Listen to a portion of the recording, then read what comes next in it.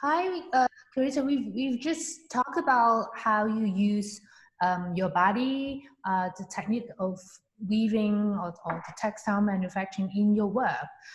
First of all, I really want to know why you choose your own body in your work instead of others' bodies. Well, going back in probably about 9 or 10 years ago, when I first started my performative video work, I used other people's bodies. My art practice has always been about speaking about how people, especially laborers or workers or female workers, have been, sort of suppressed and forced with unkind treatment or being objectified by the society.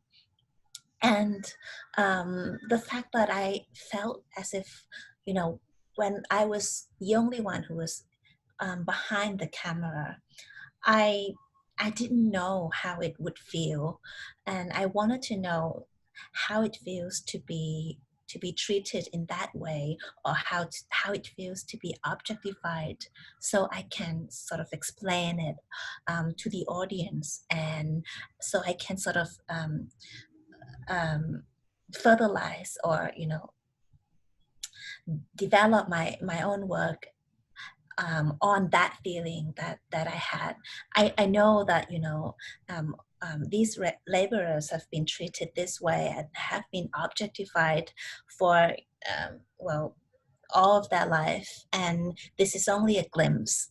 My performance is only lasts about from 5 minutes to 1 hour, and it doesn't compare to what they are facing with or what they have been faced with.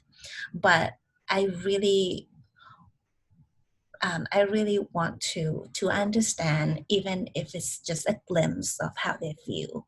So by using my own body, by being objectified, by being treated as if I am an object, as if I am only a tool or machine, I think it makes me understand them a little bit more and more. And each time that I do my performances, I would know how it feels to be an object. And I think it has become a very essential tool for my work, to be an object, to be a tool, to be my own performer. It's very interesting that you connect two concepts here, like object and feelings. It's quite paradoxical in some sense, but it's very interesting connected, because usually an object in your works is probably the machine doesn't generate any feelings, but you keep telling that you want to feel how being suppressed, how like being sort of like factory workers that been exhausted for a very long time. Yes. So how do you see these two concepts like putting or clashing together in your work, like being an object, being a machine, but in some sense you really want to feel that sort of exhaustion? I think that, for example, I have, from a lot of news that I have seen, or from a lot of from the research that field research, a field trip that I go and speak to these laborers or these workers, what I find is that they often tell me that they feel as if they're machines, because they have to work continuously and repetitively as tools and machines. But and they are also feeling as if they're treated as machines, even though they have feelings, even though they are human beings and not objects or tools or machines. And I think that the interesting concept is that how could you treat a human being or someone or anything that is in a form of living, that has emotions, has feelings, has thoughts, as if they are not humans, as if they don't have feelings, and as if they don't even exist in your own eyes.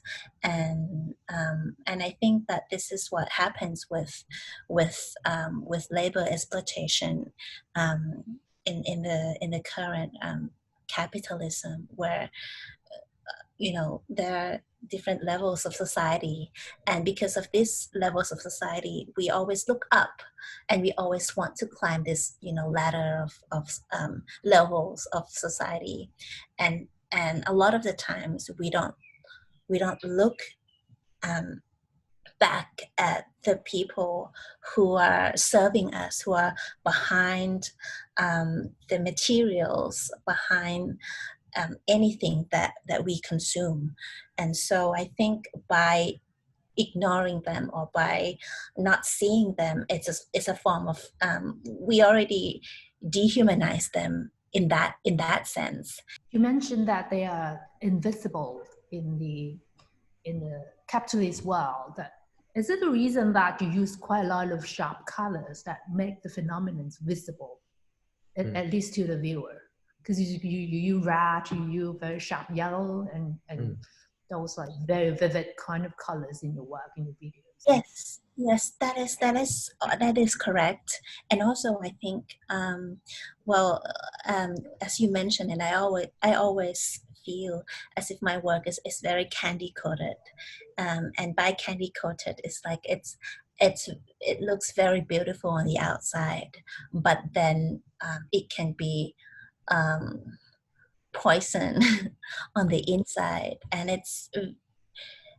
I think it applies to the current capitalism world, where there are a lot of advertisements, there are a lot of medias, posters, billboards, with beautiful graphics, beautiful advertisements, beautiful people selling the products for the industries, but then so people can see only the illusion of that product, the illusion that that product will give us beauty, will give us something to be satisfied if we consume the product, and if we keep consuming the product. And I think that's how the system works. They often make us feel as if we're not enough, so we have to keep consuming.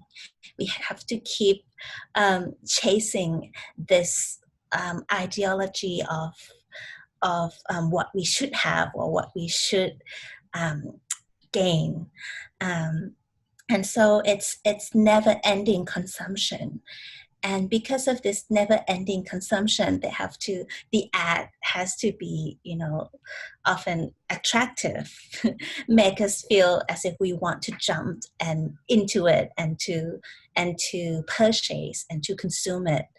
But then I think in reality, the performance behind the candy-coated poster, the performance behind the candy-coated video is what's behind the scene. It's what's hidden behind walls of factories, behind walls of something that is very unviewed. And in terms of the format, because we see 6 works of you here in the exhibition, they're all video work. And I'm wondering, have you ever done any live performance, and how do you compare those kind of live performance, the impact to the viewer or to the audience, like in terms of the in terms of the interpretative rendering, or how's the differences between like doing the video and the live performance in terms of like rendering the response from the audience? I think it is both during the production period and during the performance period, and both reactions from the audience are very, very different. I think with video works, I often choose the work that is meant to be videos. For example, something that is repetitive, something that is that will keep people watching, something that is not long. You know, you can see it for 4 minutes to 5 minutes and it's done, and something that will make people feel sort of wanted to know what it feels, keep people interested all the time. So I think making video, it's very, very hard in that sense. But also I think by the video work, it needs a lot of practice. So it needs about, I think, before I could be able to become a machine or tool in my video, it takes around, I think, almost 3 to 4 weeks. And before that, there's a lot of failure because I can fall. There'll be a lot of things that could go wrong, and then I could do it again, and then I could do it again, and I could do it again. But and when you shoot the final video work, you can still fall. It can still fail, and I can still. And then when I fall, I can sort of restart it again, and then I get the best shot, the best performance time, and that is shown in my video work. So they're often something that is very, very hard, something that I could, that is very, very dangerous, but there are a lot of safety around, and that I can actually restart the performance in a video form again. But with the real performance, it is actually very, very difficult in terms of you can't really miss anything. Like you can't really fail, because if you make a mistake, for example, my live performance is meant for knit. So knit is actually my live performance because it takes around almost 1 hour in order to knit the whole circular fabric, the circular net with knit. And I think because it takes such a long time in order to do that, I think it is meant to be for a live performance, because with video, people don't really spend 1 hour to see the whole thing, because there are other video works that they want to see, that they can sort of go and have a look and maybe come back to this one again. But with the live performance, because of the sound of me, like struggling, of me falling, of me getting up again, something like that, I think it makes people want to see every second, and they're actually really, really watching the live performance. So I think this one is actually mean for the work that is a live performance. And yes, so that is the difference.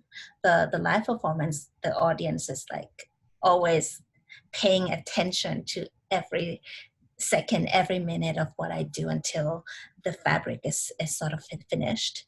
But then with video work, I have to choose some work that is a little bit more dangerous, so that people can be can keep them interested in seeing the work, but have to be short enough and brief enough so that people can so people don't get bored watching it and then want to keep watching it and watching it again. So that's how that's the differences between the two platforms, two mediums.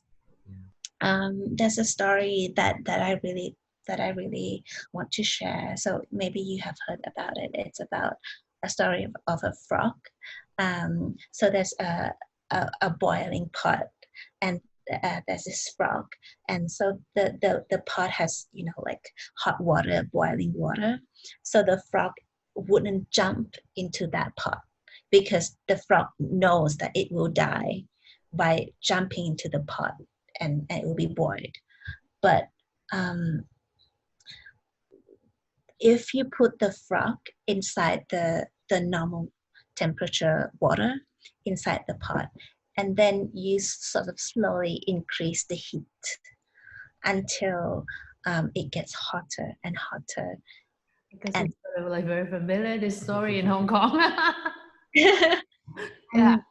And so and then of course the frog will be boiled, but without even realizing that what's been happening, because the body temperature, the body adjustment, the feelings has always been adjusted with the temperature, so it doesn't know the differences anymore. And I think it's so I think with the current world of capitalism ruled by for example my government or the big industries, I think it is when you see something and you think that it is wrong, but when the majority are doing that thing, when the majority are following that rule, you can easily just be mistaken and then follow that rules too, even though it's wrong in terms of ethics and morals and anything that you have believed in. But so I think this is a way for us all to also objectify ourselves in order to be blended and merged within the society, so that you're accepted by the society, and without realizing that actually you are doing something that is wrong for the other people behind the scene. So can I ask a quick question? So do you suppose that with your work and its colors and you said it's candy coated is a way to draw people away from sort of the status quo that you're talking about, or because I can see this happening in two ways. One, someone could really realize, they could see your videos, they could realize something is wrong. But the other way is because the videos loop and they are so infinite, it could also become an other normalized thing. So I wonder if it's if you want to pull other people away more, or if it's the irony that of capitalism and advertisements that you are more interested in bringing forward. I think both. So what I aim to do with my work is to sort of bring what's behind the scene into light, so that with something that, well, for example, if the news are about these people, for example, people would not watch it because it's just violent, and it's too sad. And people, for example, people in Thailand, they already have problems with their daily life, of course, with problems of others that they might not care about. I think it would be hard for them to watch, especially during the hard times. But so I think that by bringing the sharp colors, the vivid colors, something that is candy coated, because people want to see something that is sort of exciting, fun, relaxing, and it's sort of irony because people don't want to hear sad story, even though it's true, or even though they are responsible for it. They don't want to know that they are responsible for it. So I think it's ironic in that way, that you are going towards something that it is so attractive to you. For example, advertisements is so attractive to you. You want to see the ads all the time. You want to see people looking happy, consuming something, because that what you might feel too if you consume something too.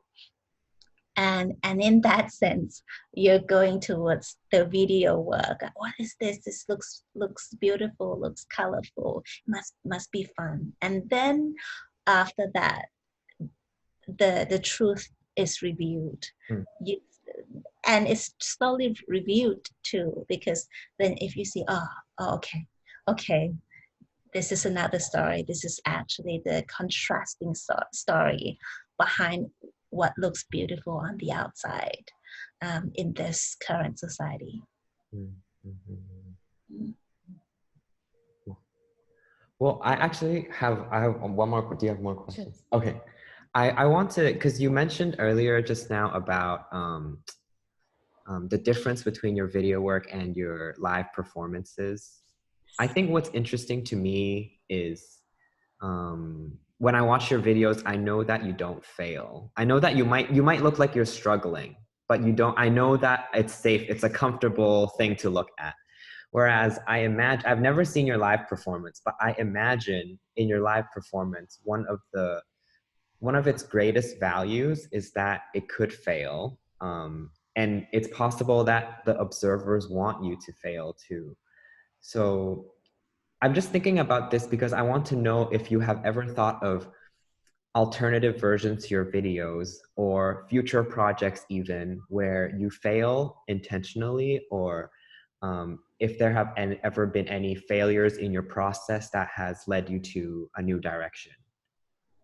I think by failing, it's a very normal thing in our life, isn't it? And I think that even though it is this video work where I fail, it will of course become it will of course add something into the work. And I have because I have performed this, I think maybe 10 times already, the work that is called knit. And of course there are maybe a couple of times where I did fail horribly, where everything just got stuck in my eyes, and all the strings sort of like shut my eyes, and I couldn't go further. But what I had to do is just to keep going without seeing what's happening. So it's more like covering the eyes, and I have to figure out where are the poles, where should my body go in that sense. And I think it definitely adds more to the work, because in life, and I imagine that these laborers in everyday life, they're not comfortable sort of doing all the work repetitively every second of every day. Of course, there are a lot of struggling. Of course, there are a lot of failing in the process of the work. So yes, falling and failing has also become a part of the live performance. Yes. Yeah. Just one last question, because some of your videos are quite long. I mean, in terms of the duration.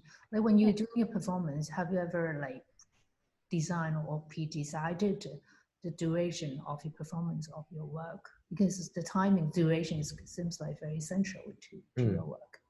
Yes. So I think the performance, usually I want the performance to be about, depend 30 minutes, 45 minutes to 1 hour, even more than that, depending on how my body can endure, and depending on how I feel. For example, knit is supposed to be a very long work because it takes time in order to knit this whole red fabric, this whole web of red web, and so it does take a while. But then I remember that because there were times where during the Bangkok Art Biennale that I performed it too often. I did it I think it was every week during the Bangkok Art Biennale, that I became so comfortable doing the performance that I could finish everything in 20 minutes, which is very, so I think there were times where, you know, the body has adjusted itself to the point where it became this tool, this machine, and then I just went very fast. I just went like, and then I finished the whole thing in 20 minutes. So is that scary to you? That's possible? I think that feeling is very scary for me, and for every work, I think, for example, something that is so dangerous, something that is so that will hurt myself, but as I perform, I don't feel that anymore, because I became this complete object by convincing myself that I am no longer here. I am no longer this person, this self. So I lost all of this sense of self, and then I became something else, an object. So really, I couldn't feel anything until the performance was finished. Or until you're physically affected. I mean, that related to your physical strength, right? Like, yes. You're feeling like really exhausted, and that's the point. You can't take any more than you have to stop, like that way. Usually it doesn't happen that way. So usually it happens. I think the scary thing is that it doesn't happen that way at all. Usually, when you get to the end of the work, you're not exhausted. The more you do it, the more you don't feel. You feel in the first couple of minutes, you do feel that this is too hurtful, and this is too hard for your own body, and you can't really go forward. But once you cross that border of feeling, it's like crossing a border of being you as a human being to become this object that has no feeling anymore.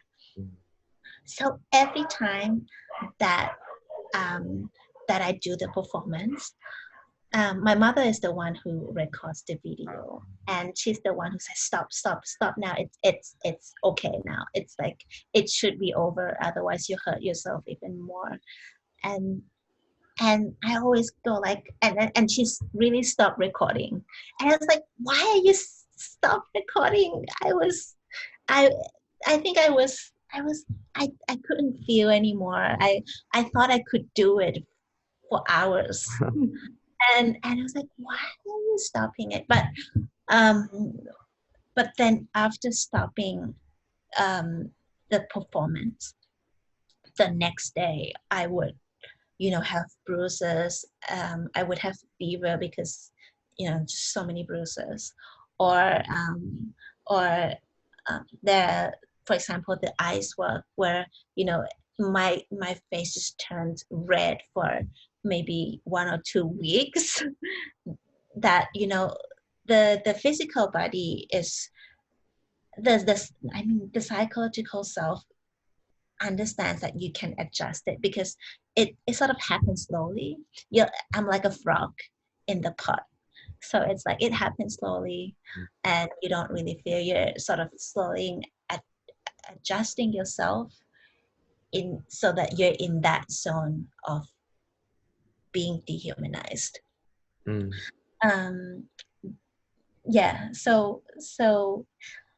the physical self really get hurt afterwards.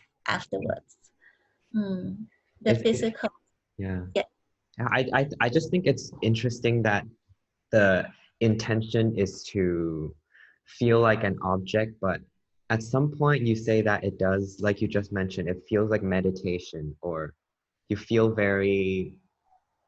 you're like in a state of flow, and you're very focused, you're very present.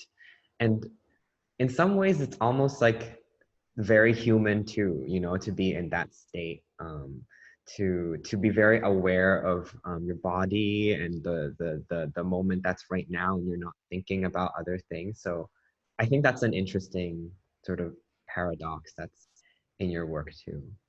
Yeah. I feel that too. I think it's I think the point before doing the performance was not this, was I wanted to know what it feels to be struggled, what it feels to be treated as if I am a slave in as an object. But by being an object, I had to find ways in order to really be an object, and the only way that I could only do that is to stay at present, and of course there comes meditation, where I think it keeps me going, and it keeps me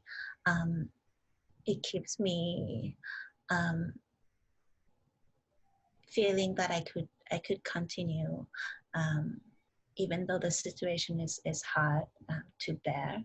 Like continue, because I was only at that second, at that present moment. So I think it is important, and I also think that maybe a lot of people, well, not only the workers or the laborers, even though how hard life is, it's the only way in order to survive is to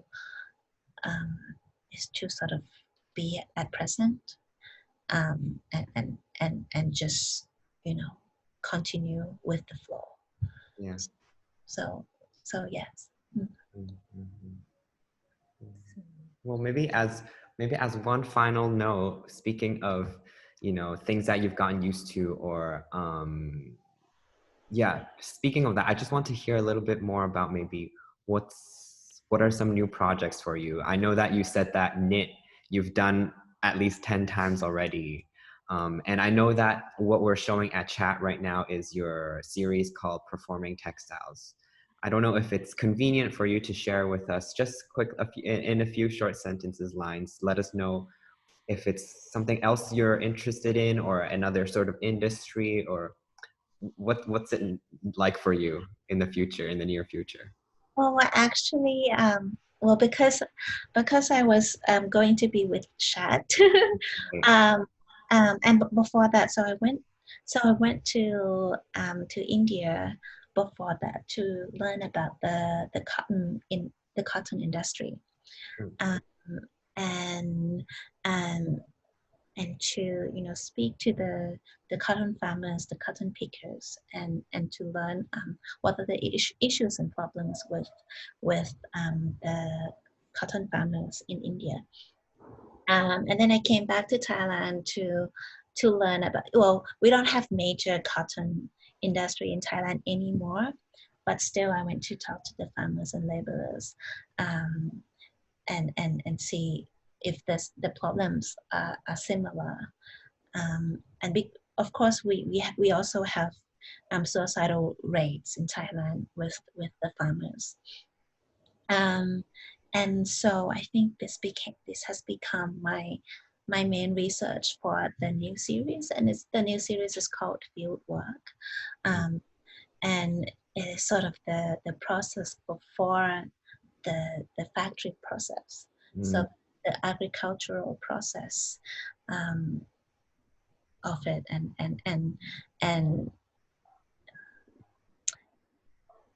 I think this has come into such a right time for me as well, because Thailand is going to sign the paper about how India has problem with the GMO cotton, the BT, the seeds. Well, we are going towards that direction as well in Thailand, and so we're sort of protesting online about that as well, because if the farmers can't have their own seeds, if the farmers can't have anything of their own now, we will have even more societal problems and even more problems with debts for the farmers, and so this has been my focus for now, because I think there are a lot of people that, you know, I think agriculture process, as well as, you know, the workers inside the factory process, are all people that we don't really talk about in daily life at all. There are people who are behind the scene, who are in the fields doing unnoticed work by us. So yes, so that's the series that I'm working on now. It's called Field Work, and I've done one work of that, which was going to be a performance at Chat. It's called The Spade. But I decided to, because I can't have the performance anymore because of the virus, so I have made the video work for that, and that's finished. So the next one will also be, I will also be acting as the hard, sharp, heavy beauty tool in the agriculture process as well. Wow. Well, we look forward to it. Yeah, sounds very interesting. Yeah. So that's the new project. I'm looking forward to making it soon to the next one. Okay. Well, thank you so much for your time, Kawita, today. Thank you so much. I hope it's all right, everything. And we hope you take care. Yeah, stay well. Thank you so much for the discussion.